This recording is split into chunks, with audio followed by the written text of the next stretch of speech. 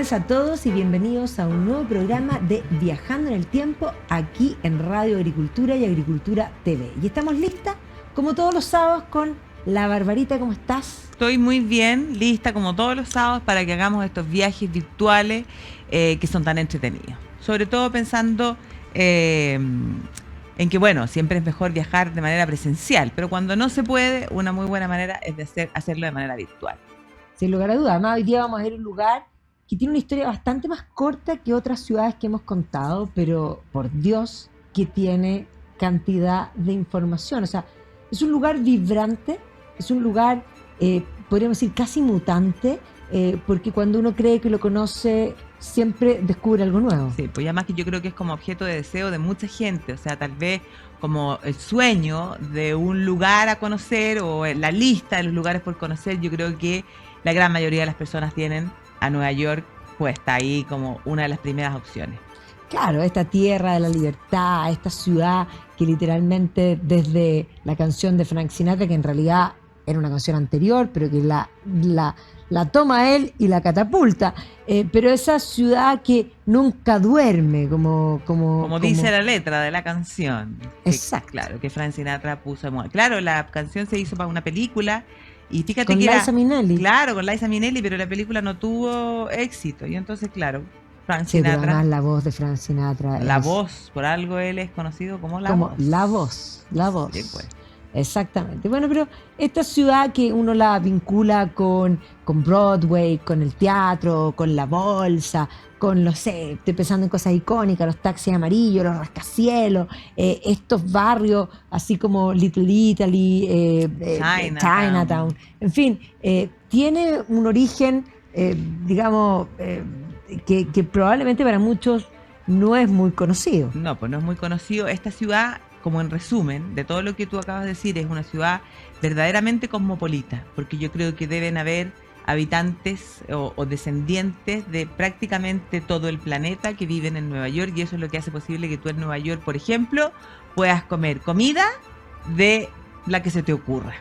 Sí. Es así simple. Pero claro, son unos orígenes desconocidos. Hay que pensar que había en esos territorios una población aborigen que se conocían como los indios Lenape, que van a ser los que habitaban ahí en el fondo en el momento que se inician los contactos con los europeos. Claro, hay que pensar que en 1492 Colón llega a América por una parte, en 1497 el rey de Inglaterra, el primer Tudor, que es Enrique VII, le da en el fondo autorización a otro italiano que se llama Giovanni Caboto, pero que claro, ellos hablan de James Cabot, pero la verdad es que para explorar, y toma posesión para la corona británica, pero después son los franceses los primeros que llegan a esta zona que podríamos decir Nueva York. Claro, porque es en el tiempo del rey francés Francisco I, en 1523, cuando él le solicita a un navegante florentino que hiciera este viaje, de Verrazano es el apellido, que hiciera este viaje siempre con el anhelo en ese minuto de poder encontrar rutas, ¿no? Para pasar al otro lado. Exactamente, para poder pasar al otro lado. O sea, hay que pensar que ya desde 1520, bueno, Hernando Magallanes había descubierto ese estrecho, pero No, además habían quedado en unas desventajas en relación a España, y sobre todo para Francisco I. Que eran los grandes enemigos de Carlos V. Por eso, entonces, o sea, encontrar la ruta comercial era fundamental. Y claro, Verrazano le va a poner primero Nueva Angulema, claro, porque era de la familia Francisco I, de la familia Valois Angulema, y de hecho de él se recuerda en Nueva York. Si uno piensa en Verrazano, hay un puente nuevo, moderno, que tiene su nombre. Sí. El siguiente paso lo va a dar en 1609 Henry Hudson, que va a ser un navegante inglés, pero que va a estar al servicio de los Países Bajos y que nuevamente va a navegar por la zona, va a descubrir un río, se va a entusiasmar creyendo que ese río podía ser un paso. Pero no lo era simplemente un río, y ese río evidentemente que lleva el nombre de este señor, y entonces es el río Hudson. Claro, y después de eso podríamos decir, vamos a tener un asentamiento europeo, digamos, del mundo de los Países Bajos, y ahí está la figura de Peter Minuit, que es, digamos, es como casi leyenda, porque él habría llegado a este lugar en el marco del comercio de la Compañía de las Indias orientales holandesas, que tenía el comercio y el monopolio hacia el oriente, y por lo tanto esta era una posibilidad también, pensando en el paso de nuevas rutas hacia ese monopolio comercial. Pero claro, hay que entender que esa compañía es la compañía más grande que existió en la historia. A valor presente, si juntáramos todas las compañías más importantes que se te ocurran y que se te vengan a la cabeza, Sí, si las po. pones, no es suficientemente grande en relación a lo que era esta compañía, que tenía un poder inmenso. Y este hombre va a llegar a este lugar, va a negociar con los indios, digamos, con los aborígenes que estaban ahí, y les va a comprar la isla de Manhattan por un equivalente de chucherías, literalmente, unos piedrecitas y cosas, un equivalente a, se supone, en valor presente, $24. $24, sí. Buen Y negocio. buen negocio. Pa' Siempre, él. bueno, en Nueva York siempre se han hecho muy buenos negocios y en este caso fue un negocio muy rentable para este holandés, que en el fondo habla de que, claro, ahí ya se comienza a establecer esta colonia, en el fondo, parte de los Que pasa a Países llamarse Bajos. New Amsterdam. Tal cual, New Que Amsterdam. además tiene que ver con lo que encontraron, esta entrada al río, digamos, con el mar, la isla. Se parece un poco a lo que es la desembocadura del Rin, donde está Ámsterdam. Y por lo tanto, bueno, Nueva Ámsterdam, bueno, siempre les encanta el Nuevo Mundo replicar Sí, lo propio. lógico. Y entonces desde ahí la ciudad comienza a tomar, bueno, tiene ya esa fisonomía, en el fondo, de ese destino, podríamos decir, totalmente orientada hacia el comercio, las cantidades de barcos impresionantes, y la ciudad se comienza a construir también con un cierto parecido al trazado que tenía, en el fondo, la propia Ámsterdam. Es como una especie de, se conforma como un fuerte que tenía un muro, y que respecto a ese muro también hay una leyenda súper entretenida. Más que leyenda, una historia real, o sea... que ha el caído, muro- que se ha convertido como en una leyenda. Claro, lo que pasa es que la misma isla, el mar, hace frontera natural, pero la parte superior no. Entonces se construyó un muro para, de alguna manera, amurallar esta ciudad. Y ese muro, obviamente, en la medida que el radio urbano sobre la isla de Manhattan crece, es necesario botarlo. Pero lo que queda del muro es el nombre de la calle, Wall Street. O sea, increíble. Van a ser los británicos los que, cuando toman control de la ciudad, Bueno, terminan derribando el muro. exactamente. Entonces, esta New Amsterdam va a ser una colonia, podemos decir, holandesa, abierta al comercio. El comercio va a ser la clave de este enclave, y de hecho va a dejar, si nosotros pensamos que fueron holandeses los primeros, cuando uno ve cierta arquitectura, porque claro, en Nueva York uno encuentra mucha arquitectura del tipo victoriano, posterior, pero en muchas partes también algo que emula y que te hace pensar en Ámsterdam. Estas casas flaquitas, De varios pisos. con cornisas distintas, Claro. con distinciones, y que se encuentran en varias partes de lo que es la ciudad. Sí. Pero en el marco de las guerras de Holanda con Inglaterra, esto va a cambiar. Claro, porque ahí, en estos enfrentamientos, bueno, finalmente van a ser los británicos los que van a terminar capturando, podríamos decir, esta colonia que en ese momento estaba en manos de los holandeses, y va a ser, en el fondo, el duque de York, el posterior rey de Inglaterra, Jacobo II, el fondo en el que toma control de estos territorios, y ahí se rebautiza la ciudad, y entonces de ser New Amsterdam pasa a ser New York, en honor efectivamente a ese Al que va a ser duque James de II, que York. después va a ser usurpado en la Revolución Gloriosa por el hecho de ser católico. A él lo van a apoyar los jacobitas, ese típico, esto que está como tan de moda con respecto también, no sé, a Outlander, esta idea de volver a poner al verdadero Estuardo.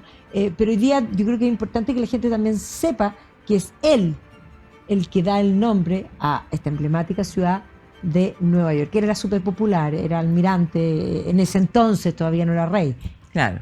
Pero Sí. claro, aquí la ciudad va a ser entregada sin fuerza y por lo tanto no va a ser destruida, y va a continuar con el comercio. El Claro, comercio- hubo como un pacto en realidad, porque finalmente los británicos se quedan con ahora Nueva York, y los Países Bajos se quedan con la zona de Surinam.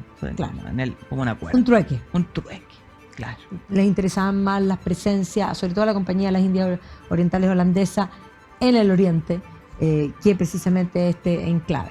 Pero claro, aquí tenemos esta Nueva York en el marco de las 13 colonias, que es el origen de este asentamiento, podríamos decir, anglosajón, en el Nuevo Mundo, pero que cada una de las colonias no tenía mucho en común con la otra, y de hecho lo único que tenían en común entre ellas era ser británicos. Eran colonias británicas. Y uno piensa en Nueva York comercial, uno piensa en las colonias del sur, tremendamente agrarias, muy diferentes, también en el modo de ser de las personas, se sentían exógenos, claro, unos con otros. Pero hasta la bandera en ese momento representa un poco eso, que son las 13 rayitas en el fondo y que tienen encima la bandera del Reino Unido, que es como el elemento que finalmente une a las 13 colonias.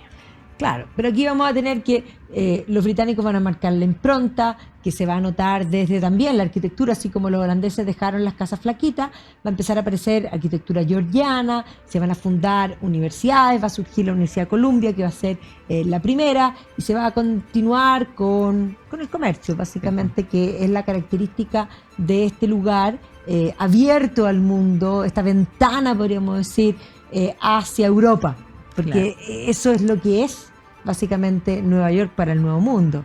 Estos europeos que aspiraban a Europa, este era el lugar más cercano básicamente a Europa.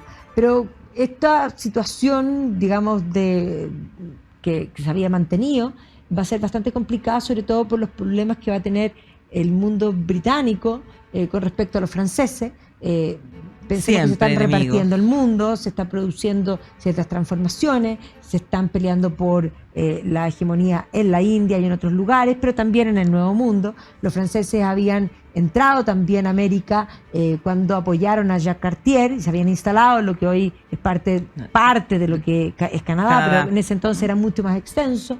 Y van a enfrentarse a una guerra que se conoce como la Guerra de los 7 años, que en realidad es un conflicto internacional, global, pero aquí se va a conocer como la French and Indian War, porque los franceses se van a aliar con los aborígenes en contra de los británicos, y los británicos van a tener que desembolsar mucho dinero para poder ganar esta guerra, y la van a ganar, pero eso va a implicar que después de la guerra quieran cobrarle de vuelta, es decir, bueno, entonces, nosotros gastamos plata, te vamos a subir los impuestos. Subir los impuestos. Y entonces ahí, con esa subida de impuestos, comienzan a aparecer estas figuras de estos intelectuales, en el fondo que son conocidos como los padres fundadores de Estados Unidos, que bajo esa idea, en el fondo, de que no podía haber subida de impuestos sin que ellos tuvieran representación.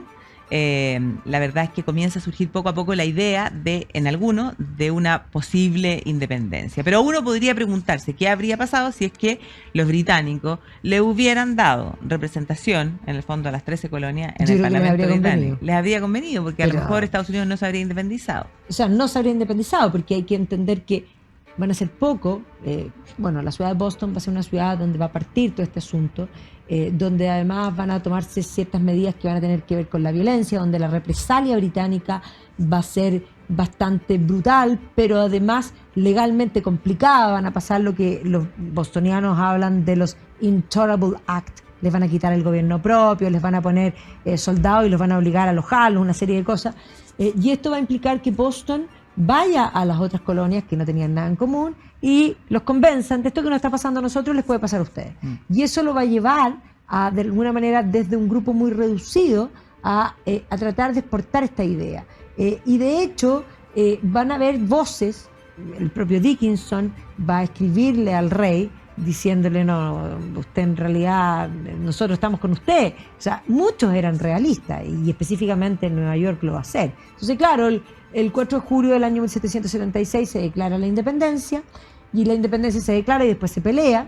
Van a haber batallas importantes en torno a la ciudad de Nueva York, y lo más complejo es que efectivamente Nueva York va a ser recuperada por las tropas británicas y los neoyorquinos van a estar con la corona. Y por lo tanto es un tema complejo. O sea, uno siempre piensa que todos querían la independencia. No, siempre había división al respecto. Algunos pensaban que era mucho más beneficioso seguir siendo parte, en el fondo, seguir siendo colonia de la corona británica en vez que la independencia. Pero claro, Pero espérate, no me digas nada más. Bueno, tenemos que ir a comerciales y de ahí volvemos. Agricultura TV.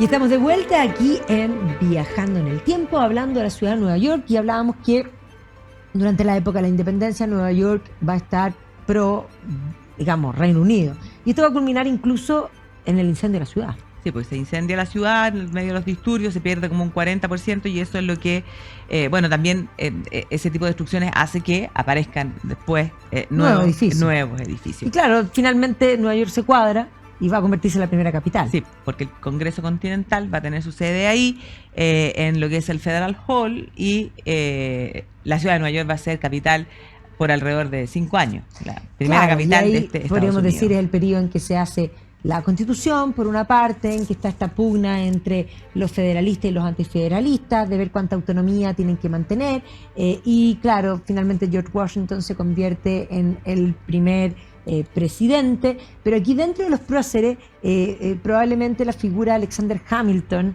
es esencial para Nueva York, no solo porque hoy día tiene un musical que obviamente podríamos decir se lo recuerda desde Nueva York, desde Broadway, pero además es fundamental. Es fundamental porque, bueno, es muchas cosas, es político, es economista, es el primer secretario del Tesoro de Estados Unidos y además es el que funda el Banco de Nueva York en 1784, y entonces cuando pocos años después se abre en el fondo la bolsa de valores de Nueva York, ese banco es el primero, ¿ya?, en cotizar en la bolsa de Nueva York. Ahora, esta idea del nuevo Estados Unidos, que quiere cortar los lazos con el antiguo, va a llevar a que en Nueva York algunas calles, King Street y Queen Street, cambien su nombre. Sí, pues de hecho, vamos a tener a Pine Street por una parte, en vez famosa, de King, y, claro, en vez de y King por es otro lado, Pine Pearl Street, Street, un poco Queen. la perla, Sí, en pues. fin. Exactamente, sí, pues Pine Street es importante. En el número 70 está uno de los edificios más emblemáticos de todo Nueva York. Que ya vamos a hablar de él. Sí. Exactamente. Pero bueno, Estados Unidos después de la independencia va a seguir creciendo, sobre todo territorialmente. En la época precisamente, podríamos decir, de Jefferson, se va a adquirir, siendo que Jefferson no quería que el poder central tuviese tanto poder, pero tuvo que aumentárselo porque se le presentó una oportunidad. Napoleón quería vender Luisiana para no tener guerra de dos frentes con los británicos, porque había presencia británica. No nos podemos olvidar que aunque Estados Unidos se independice, Canadá, la parte británica estaban presentes. Entonces, para evitar una guerra en el Nuevo Mundo, se la va a vender a los americanos. Y Luisiana era un pedazo de tierra no menor. Y obviamente que ya con las 13 colonias, lo que habían ganado en la guerra contra Francia, más Luisiana, ya se siente Estados Unidos una potencia importante, y en el marco del colonialismo el presidente Monroe va a hablar de que América es para los americanos, que no se vengan a meter los europeos aquí. Eso es lo que se conoce como la doctrina Monroe. Claro, eso, y después unido a lo que es el corolario Roosevelt, es lo que hace que, en el fondo, esa consideración de que para Estados Unidos todo el resto de América, desde México hacia abajo, es su patio trasero, y que por lo tanto los europeos nada tenían que venir a intervenir en estas tierras. Claro, pero en este principio del siglo XIX, podríamos decir, el relato de lo que es Nueva York va a aparecer de la voz siempre del poeta, y en este caso va a ser en el fondo Washington Irving, que es parte de los románticos, que había escrito los cuentos de la Alhambra. También va a escribir la primera historia de Nueva York. Y en lo práctico podríamos decir que aquí se van a empezar a dar, en el fondo, el primer plan como de ciudad. El plan de los comisarios del año 1811, que se dice que es el plan fundamental para entender el diseño que tiene la ciudad de Nueva York, porque se van a reunir y van a establecer que tenga esta cosa así reticular, organizada en manzanas, ya con calles hacia numérico, y que es bastante práctico. Bastante práctico. Podría parecer aburrido, pero como es Nueva York, nada es aburrido.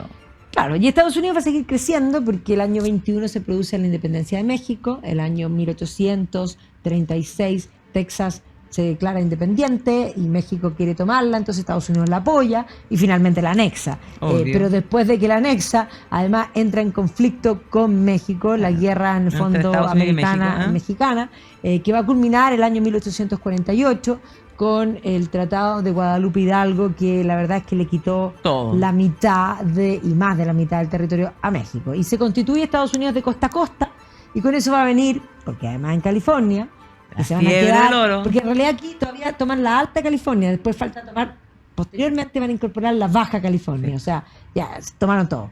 Pero claro, en California van a excluir van a descubrir oro, y la fiebre del oro, este mundo Abre comercial. claro, esa es la idea más de la conquista del oeste. Exactamente. Y entonces por poder, en el fondo, la necesidad de llegar hasta esos territorios es lo que hace que también sea necesario que el país esté conectado, y esa conexión se va a dar a través de los ferrocarriles, donde vamos a tener ahí después un personaje importantísimo que ya vamos a hablar de él, que es uno de los que construyen, la verdad, Estados Unidos. Pero claro, en este periodo, pensemos, 1848, o sea, estamos entrando en la segunda mitad del siglo XIX, Nueva York sigue creando edificios, sigue creciendo, comienzan a aparecer edificaciones que muestran, y es muy importante, una ciudad comercial. Y en la medida que el comercio genera riqueza, y además con todo esto de la fiebre del oro, muchos magnates de Nueva York invierten en California, y por lo tanto la abundancia se empieza a notar en la ciudad, y podríamos decir nuevas edificaciones, pero además estos magnates que se instalan en Nueva York deciden, entre otras cosas,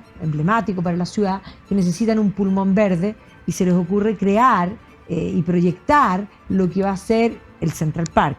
Sí, pues, tenían además en el fondo del corazón también esta aristocracia un poquito la espina de que si los ingleses tenían Hyde Park, como ellos no iban a tener, ya en el fondo un Central Park. Así que ahí está el Central Park, que es impresionante. Posteriormente, ya en el siglo XX va a ser en el fondo remodelado. Pero claro, es ese pulmón dentro de la ciudad que es, o sea, no sé, pues, es 8 veces más grande que el Vaticano, 3 veces más grande que Mónaco, no sé. Claro, y esta idea de planificación urbana, de habitar la ciudad y habitar la naturaleza como concepto, urbanizar los jardines como es lo que se va a dar. Claro, aquí. Y además la vida se hacía en gran parte en esos lugares. Hay que pensar que ahí habían carreras de coche, era la posibilidad de conocer y de pinchar con alguien, pues, o sea. Y entonces, claro, esos paseos, además, algo que va a ser muy como común en la ciudad de Nueva York en la época de invierno, en el fondo era el patinaje en hielo. Bueno, eso te trae a la mente inmediatamente a Mujercita, que es escrita en Estados Unidos. O sea, de hecho, uno siempre tiene esa idea como la novela victoriana, pero estos son victorianos, digamos, y tienen una influencia importante, una conexión, a pesar de que se han independizado. Son, en el fondo, anglosajones, y eso igual se nota. Pero claro, la sociedad de consumo se empieza a instalar, aparecen las primeras grandes tiendas, las primeras Macy's, estamos hablando de precisamente 1858. Porque ahí... otro evento importante en la historia de Estados Unidos. Muy importante. Sí, cuando aparece la figura de Abraham Lincoln. 1860, y Abraham Lincoln va a considerar que no puede haber una nación donde la mitad sean esclavos y la mitad sean libres, y por lo tanto esta visión de mundo tan distinta va a implicar que el sur decida, en el fondo, independizarse, hacer esta secesión, y por lo tanto esta idea de secesión va a pelear con la idea de unión, y por lo tanto va a estallar esta guerra civil que va a pelearse en Estados Unidos entre 1860 y 1865, que podríamos decir es como un paréntesis en la historia de Estados Unidos. Estados Unidos venía con la revolución industrial a toda máquina, en estos 5 años va a permanecer como congelada, y obviamente esta va a ser una guerra tremenda, fratricida, y que además va a culminar con Lincoln asesinado. Por lo tanto él no va a poder ver ni siquiera ordenar la unión. Claro. Pero durante Norte la guerra... Sur, ¿la viste tú? Vi Norte Sur, sí, era una buena serie con Patrick Swayze. Sí, joven. Y con Matthew Broderick. No, sí, súper joven. Pero además lo que el viento se llevó, o sea, hay tantas películas en torno... No, es que ahora me acordé de Norte Sur, porque pero yo éramos muy niñas ahí nosotros en esa. No hemos nacido. Bueno, efectivamente, después de la guerra, como se había producido como tú decías, este paréntesis en ese desarrollo de la revolución industrial en Estados Unidos, después de que finaliza esta guerra, bueno, Estados Unidos retoma esa senda y lo hace de una manera extraordinaria. Además, señalando que va a culminar, podríamos decir, la conformación territorial de Estados Unidos cuando en el año 1867 los norteamericanos le compran a los rusos nada más ni nada menos que Alaska por una cifra que llega a ser irrisoria, como, no sé, 7,2 millones de dólares. Y entonces hoy día yo creo que los rusos se arrepienten, o sea, de haber vendido. Sí. Exactamente, pero el zar en ese momento consideró que era un territorio en realidad que más bien le complicaba, que generaba de todas maneras le complicaba, era cualquier gasto. Hay cualquier gasto. Pero bueno, ahí entonces ya se produce esa unión. Y entonces, claro, entra Estados Unidos ya en esta senda de la revolución industrial, donde lo van a hacer extraordinario y donde aparecen estos personajes que son conocidos como estos hombres que construyeron América. También había una serie. Sí, hay una serie de History Channel. Ahí teníamos muy como buena. 15 años nosotros. Claro. Y ahí está, bueno, por una parte el comodoro Cornelius Vanderbilt, que va a construir los ferrocarriles y que va a iniciar con naviera y posteriormente va a invertir en ferrocarriles y por lo tanto también va a transformar Nueva York porque la idea es la conexión con Nueva York. Porque además él tenía su casita en Nueva York y vivía ahí, pero claro, él se va a encargar, si construye ferrocarriles, de construir la primera estación de ferrocarriles. El Grand Central. Exactamente, para Nueva York, que hoy día está remodelada, pero al frente está la estatua de Vanderbilt. Exactamente. Pero no solo Vanderbilt. Después aparece Andrew Carnegie, que en el fondo también es millonario del mundo del acero, y que después en el fondo se va a transformar en un filántropo realmente extraordinario, porque en el fondo él va a donar todo. Y de hecho para Nueva York es muy importante. Si uno analiza cuánto hizo en Nueva York, es impresionante. Claro, se lo recuerda cuando uno va y se te hace patente, cuando tú vas al Carnegie Hall, por ejemplo, que es un teatro espectacular, donde a mí me ha tocado ver espectáculos increíbles. Yo fui una vez a ver a Carrera en el Carnegie Hall. Maravilloso. No, realmente espectacular. Pero claro, Carnegie es este soñador del acero, de reconstruir los puentes, pero que también tiene su casa en Nueva York. Sí, una belleza. Es uno de los lugares donde yo podría vivir perfectamente bien. Y tiene un castillo en Escocia, te mueres. Sí. Bueno, el Carnegie era escocés, ¿no? Sí, pero era escocés. Claro. Y lo que se da con estos hombres, porque después ahora hay que agregar, ya lo vamos a referir a Rockefeller, después Henry Ford. Hay que pensar que esta es la época más en la que está ahí Thomas Alva Edison haciendo todos sus intentos por lograr la bombilla para la luz eléctrica, pero que cómo se van como encadenando unos con otros. El ferrocarril, después la necesidad del acero, después, bueno, Rockefeller, que va a ser en el fondo la Standard Oil Company, claro, el petróleo, el hombre más millonario del mundo. Va a ser la familia más millonaria del mundo por largo tiempo, pero también van a ser filántropos. Sí, y para Nueva York van a hacer varias cosas, tanto en la primera como en la segunda generación, que también tiene su casa en Nueva York extraordinaria. Y ahí podemos pensar un poco en este cambio. Si bien el automóvil no se inventa en Estados Unidos, se masifica, y ahí uno piensa en Henry Ford, la producción en serie, el Ford T, la electricidad, esta pugna, la guerra de las corrientes. Claro, Tesla, tenemos un programa de Edison y Tesla. Sí. Piensa tú que Edison y Henry Ford estuvieron trabajando en el diseño de un automóvil que fuera eléctrico. Sí. Lo que pasa es que en ese minuto, podríamos decir como la pila, la batería que ese auto necesitaba era una cosa descomunal y entonces encarecía muchísimo el diseño, era poder fabricar un auto de esas características. Bueno, ya todas estas posibilidades se hicieron también por la posibilidad de capital habible del mundo financiero, que uno siempre piensa en Nueva York, y ahí la figura de JP Morgan va a ser una figura súper importante. Sí. Pero no me digas más, vamos a comerciales y volvemos. Agricultura TV.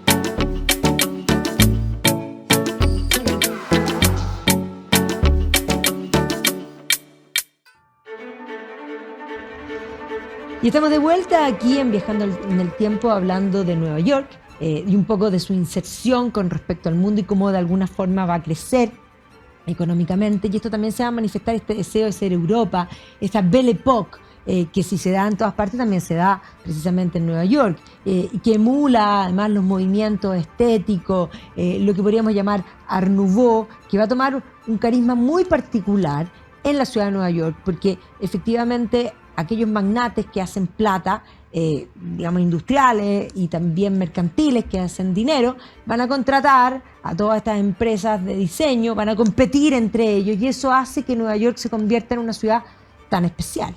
Sí. y entonces aparecen, en el fondo, miran mucho al mundo británico, y entonces, por ejemplo, uno de los edificios más icónicos de ese mediados del siglo XIX en el Reino Unido había sido el Crystal Palace, para una exposición universal del año 1851, objeto de deseo. Todos querían tener su palacio de cristal, estos edificios que se construían de vidrio y como medios modulares. Bueno, Nueva York va a tener también su Crystal Palace, que al final va a tener la misma suerte que el del Reino Unido, porque se va a perder tras un incendio. Claro, y vamos a seguir con la sociedad de consumo, la creación de tiendas, no solo Macy's, Bloomingdale's, posteriormente Saks, en fin. Pero además este remirar, digamos, romántico de la Edad Media en Europa, porque Europa de alguna manera en el siglo XIX se va a sentir muy orgullosa del gótico, y efectivamente Estados Unidos no había tenido esa historia medieval real, y por lo tanto sí, va a tomar el neogótico que se va a plasmar en la Catedral de St. Patrick digamos, en Nueva York, pero no le va a ser suficiente. Y no, de hecho, además porque la Catedral de St. Patrick, yo encuentro al menos que es como que no pega. Sí, no pega. Ahora, hay neogótico en Chile también, y la joya del neogótico latinoamericano lo tenemos aquí. Claro, pero es que me refiero porque los edificios que hay a los lados de ese por St. Patrick es además como que no... queda una catedral que queda muy pequeña. Lo que le pasa, que tienes razón lo que estás diciendo, porque el neogótico puede pegar en cualquier parte, en tanto sea lo que destaque. Aquí y lo no. que le sucede a St. Patrick es que queda ahogada por edificios muy grandes, porque St. Patrick no era suficiente para mostrar la grandeza. Entonces ellos necesitaban demostrar que eran más que Europa, y por eso es importante entender que así como Nueva York va a ir creciendo, después de la Primera Guerra Mundial, Estados Unidos se va a sentir que está de igual a igual con Europa. Antes de eso miraba a Europa con ojos lánguidos hacia arriba. Después de la guerra lo va a mirar de tú a tú, y después de la Segunda Guerra lo va a mirar hacia abajo. Y eso va a implicar que Estados Unidos va a querer generar, y Nueva York en particular, siendo la ciudad más importante, más rica, más abierta y más conectada con Europa, lo que quiere es mostrarle a Europa: soy mejor que ustedes. Y va a crear los rascacielos. Y de hecho, inmediatamente después de la guerra se va a construir específicamente el Chrysler Building. Pero justo antes también van a copiar a Europa, puentes colgantes. En el fondo, si nosotros pensamos el puente de Bristol, que es el Clifford Bridge, Suspended Bridge, se va a crear obviamente el famoso de Brooklyn. Exactamente, sí. Y también, bueno, Nueva York va a tener también como un gran hito, que va a ser en el fondo una de las primeras ciudades junto con Londres en ser iluminada artificialmente, pero de hecho va a ser la calle Pearl Street, la primera calle que va a ser iluminada con 7.200 en el fondo faroles, y que va a ser el propio Edison el que está por debajo instalando todos los asuntos que necesitaba, accionando el mecanismo, y él acciona el mecanismo, y la primera calle iluminada. O sea, realmente extraordinario. ¿Sabéis que me acordé de una cosa antes de que vayamos a hablar del principal símbolo de la ciudad de Nueva York? Hay un poeta que yo creo que es español, lo voy a buscar y después te lo voy a comentar, pero hay un poeta español que tiene unos versos, que no es García Lorca, porque García Lorca también escribe de los rascacielos, pero este es otro, que hace alusión a que en el fondo ese anhelo, ¿ya?, de llegar al cielo, de tocar el cielo con los rascacielos, podía llegar a ser en algún momento que viniera en el fondo el fin de esos rascacielos precisamente desde el cielo. Desde el cielo.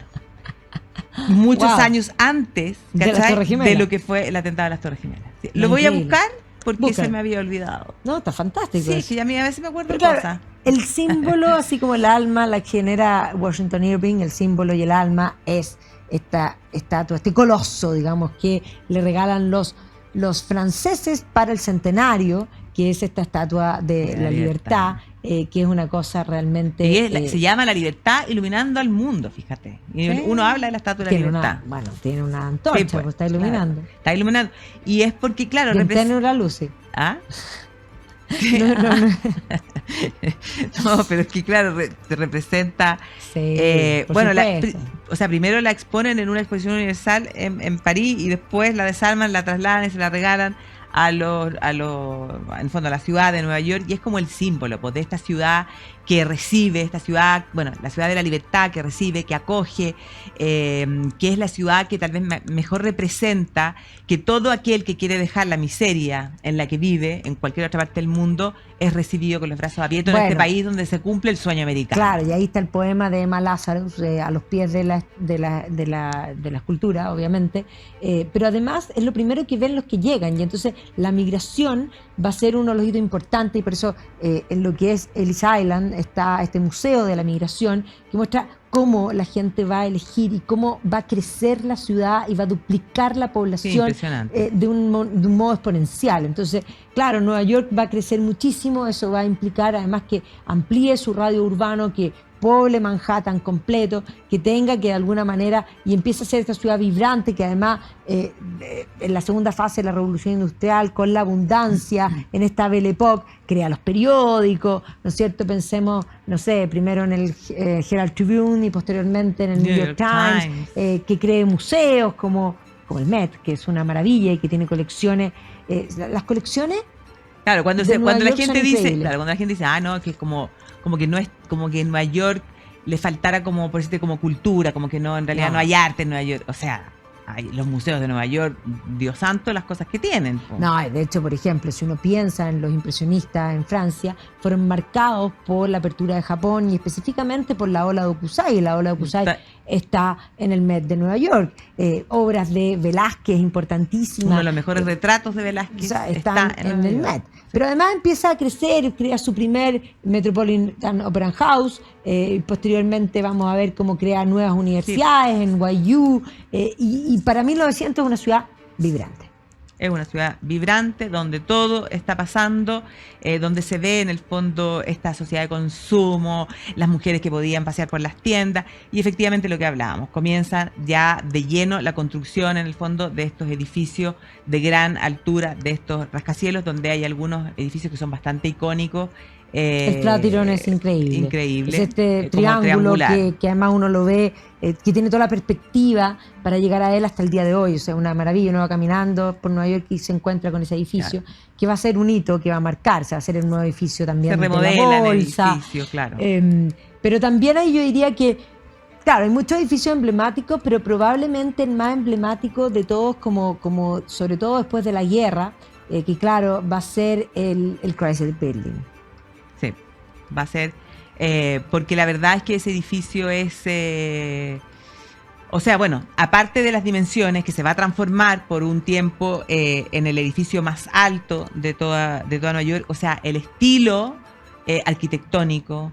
Es un art déco. Claro, el nivel de los detalles, en el fondo, que se le incorporan al edificio, tanto en la parte exterior como interior, la verdad es que lo hacen ser como... podríamos decir, una de las joyas que existen en la ciudad. Magnífico. Además, ahí se ve claro esta tara de no haber sido Europa, de no haber tenido catedrales. Porque le ponen hasta gárgolas. O sea, ese concepto, piensa tú que el concepto, porque cuando tú piensas en Batman, tú piensas en ciudad gótica. ¿Y dónde es ciudad gótica? En Nueva York. Claro. Y ciudad gótica. O sea, es el gótico, es digamos, es ese sueño de pertenecer y de, no solo pertenecer, ser más. Claro, o sea, ya, y como el mismo concepto que se va a dar en el momento en el que en Europa se construyen las catedrales góticas, en todas las ciudades de Europa, que era casi como una competencia, la mía es más grande, la mía es más linda, la mía llega más arriba, se acerca más al cielo. Va a pasar lo mismo con los rascacielos en Nueva York, porque claro, se construye primero este Chrysler Building y posteriormente después, bueno, aparece el otro, ya que es el Empire State, que lo supera en altura. Claro, pero además hay que sumar una cosa, porque el Chrysler Building es, digamos, del periodo posterior a la Primera Guerra, donde el dinero, o sea, los años locos en Estados Unidos son abundantes. Entonces, esta gran abundancia y especulación, ahí se construye el Chrysler Building. La especulación va a llevar a la crisis del 29, y la crisis del 29 va a llevar a una política de creación de empleo. Por lo que va a aumentar, y ahí es donde se construye el Empire State. Claro, y por eso, y es lo que te decía, pues como la competencia tenía que ser más alto que el Chrysler Building. Entonces, fue el edificio más alto, el Empire State, por mucho tiempo, además también es icónico, pues, o sea, la película King Kong, pues claro. King Kong llega claro. y se sube a este edificio. Claro, y entonces ese va a ser el edificio más alto hasta que finalmente ya después se construya el World Trade Center y al interior del World Trade Center las Las dos Torres Torres Gemelas, Gemelas, que que pasan a después- ser las dos más altas. Y que cuando ya las botan, se construye una torre que es la más alta de todas las anteriores. Sí, No, siempre más. sí. Pero lo que sí está claro es que, bueno, por una parte, las dos guerras mundiales sí convierten a Estados Unidos en La esa potencia. en la potencia mundial. Sale muy beneficiado económicamente de los dos conflictos y eso se ve reflejado En la ciudad. en la ciudad. O sea, la cantidad de construcción, la cantidad de museos que comienzan a aparecer son impresionantes. Y dentro de ese crecimiento de la forma urbanística que tiene la ciudad, la figura de Robert Moses es Sí. fundamental. Es como el gran urbanista, es como el Haussmann. el Barón Haussmann. Para de- París, Moses es para Nueva York, que básicamente va a ser toda la conectividad y va a Los permanecer puentes, Manhattan. las carreteras, Claro, de la exactamente. alta velocidad y todo eso. Pero aquí también, en este periodo, es curioso, porque hay cierta curiosidad en Nueva York. O sea, así como uno piensa al tiro en el Met, en el MoMA, en el Guggenheim, hay galerías de arte que son increíbles, como la Frick Collection, que es esta casona maravillosa, con una colección increíble. Pero a mí lo que más me llama la atención es esta división del Met que se llama The Cloister. Sí, Es es un increíble. monasterio, pero no uno, muchos monasterios desarmados en Europa que los habían votado. O sea, después de la Revolución Francesa no quedó tigre con cabeza. Claro. Y George Bernard va a ir a buscar, era un Un escultor, escultor. que además además- puso la plata a Rockefeller. Sí, bueno, Junior. Eso Junior, sí, Junior, Rockefeller Junior. Sí. Sí, no, eso es impresionante. Esas son como de las cosas que impresionan, de que eso exista. El mejor en- museo medieval del mundo. Claro. Y después lo que te decía, o sea, otras cosas impresionantes. O sea, pensar que, ponte tú, en el MoMA están obras de arte como La Noche Estrellada de Van Gogh. Los Está, relojes de Dalí. o sea, claro, La Persistencia de la Memoria, Los Relojes Blandos de Dalí, que es probablemente la obra más icónica de Salvador Dalí. Y está Las Señoritas de Aviñón, que es el periodo de transición de Pablo Picasso del arte africanista al cubismo. O sea, si hay Claro, una obra que marca 1907. el inicio del cubismo, es Las Señoritas de Aviñón. Y eso está en Nueva York. No, salvaje, no, sí, la colección de Nueva York son realmente increíbles. Ahora, después de la Segunda Guerra Mundial, también Nueva York va a tener una preponderancia porque, claro, Estados Unidos se convierte en el jefe en este mundo bipolar. Podríamos decir, las Naciones Unidas van a pasar a ser un elemento muy importante para tratar de evitar las guerras a posteriori y van a instalar la sede en Nueva Robert York. Moses mueve va a hilo ser. para que ahí efectivamente. Y también va a ser Moses el que construye, en el fondo, va a organizar exposiciones universales y ahí comienza a hacer una serie de construcción de edificios en todo lo que es el parque ese Flushing Meadows, donde se juega el US Open. Exactamente, no hay, o sea, cantidad de cosas. Pero además se va a convertir en un centro de las vanguardias, específicamente podríamos decir digamos, de estas vanguardias, pensemos en Jackson Pollock y grupo, en el fondo, bueno, a mí ya es un arte que me cuesta comprender, claro. pero que además la cultura, podríamos decir, urbana de la ciudad se va a manifestar en la música, en el arte, surge el pop art, la figura que uno inmediatamente se le viene a la cabeza es Andy Warhol, en medio, podríamos decir, de unos 70, 60, finales de los 60, bastante convulso por los problemas raciales, por los problemas contra po. la guerra Y- de Vietnam. De Vietnam. Los años 70 además deben haber sido los peores años para Nueva York porque aparte de todos esos movimientos, aparte de las protestas en contra de la guerra, se van a dar muchos conflictos, violencia en distintos barrios de Nueva York, enfrentamientos Que entre... no se arregla hasta Hasta Giuliani, y mucha gente va a decidir en ese momento salir de la ciudad por lo peligrosa en lo que se va a transformar. Para este periodo también se inauguran los edificios nuevos del Lincoln Center, que evidentemente con un teatro fabuloso, una arquitectura del tipo un poco como la arquitectura de Mussolini, o sea, pero por dentro Bien es feo por un fuera. espectáculo, sí, por fuera, pero tiene su encanto, fíjate, la plaza es armónica y además Sí, no, uno va a pero ver ahí tanta belleza que, Bueno, sí, que pero como ese que- arco... Sí, el arco de punto amplio. Sí, Sí. pero el arco de puntos sin nada más es como... No, por eso, es que esa idea del minimalismo, que en realidad yo te voy a decir una cosa, políticamente incorrecto, pero el minimalismo se pone de moda porque es más barato, punto. ¿Ya? Y además le convencen a la gente que le tiene que gustar. Hay gente que es minimalista, que no le gusta tener. Sirve hasta para no tener. Porque en tu casa, por ejemplo, es mucho más fácil. No tenéis que sacudir. No. Sí, tenéis dos esculturas grandes en vez de tiene lo práctico y tiene el tema monetario. Claro, no, porque mira, dos esculturas grandes en vez que de una colección de, ponte tú, de potillos, de tacitas que hay traído de todas partes del mundo. Anda a sacudir los potillos. No. Por supuesto. Bueno, pero en los 70 se van a construir las Torres Gemelas, ya que obviamente van a terminar como sabemos que van a terminar. Ya, o sea, efectivamente ahí hay un tema de Estados Unidos con respecto al Medio Oriente que les va a pasar la cuenta. Sí, pues hay que pensar que desde el año 79, tanto Estados Unidos como la Unión Soviética, en el contexto de la Guerra Fría, intervienen en Afganistán. Esa intervención en Afganistán, Estados Unidos se va a poner del lado de los mujahidines, ahí está Osama Bin Laden, quien va a ser el fundador de Al Qaeda, y se van que en el fondo van a considerar estos grupos terroristas que Estados Unidos, y no solo Estados Unidos, sino que algunos, incluso el mundo entero, ¿ya? Son los enemigos, ¿ya? Y entonces van a ver algunos atentados terroristas incluso antes del atentado de las Torres Gemelas, cuando en coches, o sea, autos con bombas se entraron a los estacionamientos, pero claro, el gran evento va a ser ese 11 de septiembre del año 2001, cuando eran 4 aviones, uno cae en el Pentágono también, y bueno, se cumple la profecía. La profecía. Pero claro, cuando nosotros pensamos en Nueva York, pensamos en luces, en espectáculo, en Broadway, y ahí es bien interesante porque el primer teatro que se funda todavía en la época colonial se le llama Broadway, y por eso queda el nombre para siempre, y muestra también esa vinculación con lo británico, ese concepto del music hall, de los musicales, como algo tan propio del mundo anglosajón, este concepto de las luces, del espectáculo, ¿ya? Del espectáculo además con gente conversando, o sea, esta idea de encontrarse, no solo del pub como cultura, sino que los restaurantes. O sea, en Nueva York la cantidad de restaurantes es una cosa increíble, baratos no son.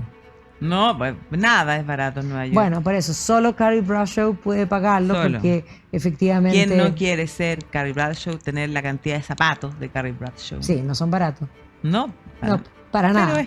Pero claro, Nueva York vive mucha celebridad, no solo actúa on stage, sino que vive mucha celebridad, y tiene una cantidad, o sea, es una ciudad vibrante, una cantidad de habitantes, tiene como 8 millones y medio más o menos de habitantes, pero siempre está cambiando. Siempre está mutando, siempre está pasando algo. Sí, uno puede ir y volver a ir, y vas a encontrar siempre cosas distintas y nuevas.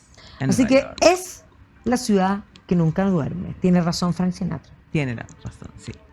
Así que bueno, espero que les haya gustado esta conversación bastante flash sobre una ciudad que da para mucho más, porque cuesta elegir qué mencionar, qué no mencionar. Hay que hacer análisis de los edificios, de las colecciones, pero es un mundo infinito. Por eso es una ciudad donde uno puede volver muchas veces. Tiene algo, siendo de lo contemporáneo, con Roma. Se necesita una vida para conocerla. Y eso es lo que pasa con Nueva York. O sea, a primera vista uno va, no sé, típico turista de Central Park, Empire State, Brooklyn, y en fin, pero tiene tanto más por descubrir. Sí, muchísimo. Así que bueno. Bueno, nos vemos la próxima semana, pues. Hasta nos vemos la próxima semana. Vamos a seguir aquí en Viajando en el Tiempo, yendo a distintos lugares. Y recuerden que los que quieran viajar con nosotros, nos vamos en agosto a Irlanda, Escocia. En octubre, ya está lanzado el viaje de octubre, nos vamos al Danubio. Así que esa ruta va a estar increíble. Con crucero. Con crucero. Así que cualquiera que le interese me escribe a mí, magdalena@redcultural.cl. Nos vemos la próxima semana.